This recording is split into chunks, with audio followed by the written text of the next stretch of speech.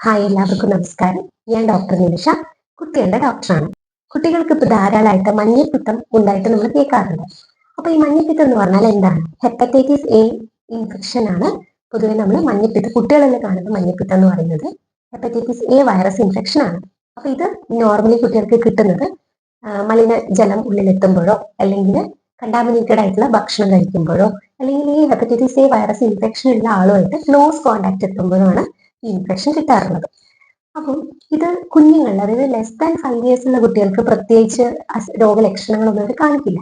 പക്ഷെ മുതിർന്ന കുഞ്ഞുങ്ങൾ പൊതുവെ പറയുന്ന കംപ്ലൈന്റ് ആണ് ഭയങ്കര ടയർഡ്നെസ്, അതികഠിനമായ ക്ഷീണം ഉണ്ടാവും. അതിന്റെ കണ്ണിനൊക്കെ ഒരു മഞ്ഞ കളർ ഉണ്ടാവും, മൂത്രം നല്ല കട്ടി മഞ്ഞ കളറിലേക്ക് പോകുന്നുണ്ടാവുക, വയറുവേദന ഉണ്ടാവും, വൊമിറ്റിംഗ്, ഇതൊക്കെയാണ് അവർ പറയുന്ന സിംറ്റംസ്.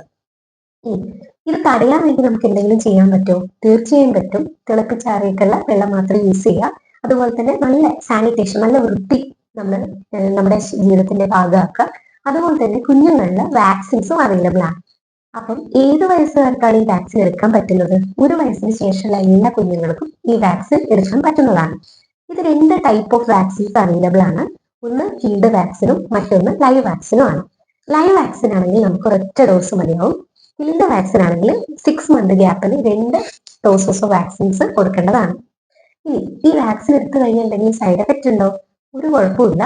ചില കുഞ്ഞുങ്ങൾക്ക് ഒരു ലോക്കൽ പെയിൻ ഉണ്ടാവും, അല്ലെങ്കിൽ സ്വെല്ലിംഗ് ഉണ്ടാവും, ചെറിയൊരു ഫീവർ ഉണ്ടാവും.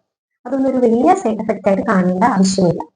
ഇനി ആദ്യത്തെ ഡോസ് എടുത്തിട്ട് എന്തെങ്കിലും അലർജിക് റിയാക്ഷൻ ഉണ്ടെങ്കിൽ കഴിയുന്നതും സെക്കൻഡ് ഡോസ് ഒഴിവാക്കുന്നതായിരിക്കും നല്ലത്.